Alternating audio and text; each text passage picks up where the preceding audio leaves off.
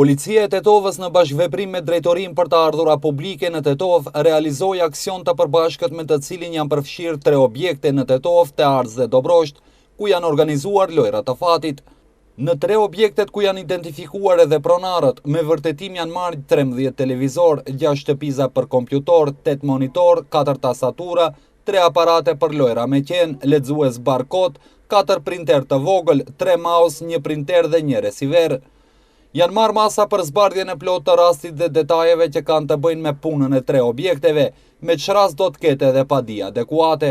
Të dielën mbrëma rreth orës 23:30 në rrugën regionale Tetov-Kodra e Diellit në afërsi të hyrjes për në fshatin Rasadisht, veture tipi Renault Clio me targa të Tetovës, që e ka drejtuar 21 vjeçari me iniciale EO nga Liseci, ka humbur kontroll dhe ka dalur në anën e majtë të rrugës dhe ka goditur një mburoj prej metali. Me këtë rast vozitësi ka marrë lëndime të rënda dhe është dërguar në spitalin klinik të Tetovës, ku pas marrjes së ndihmës së parë është lëshuar për mjekim shtëpiak, ndërsa 2 bashkëudhëtarët kanë kaluar pa lëndime.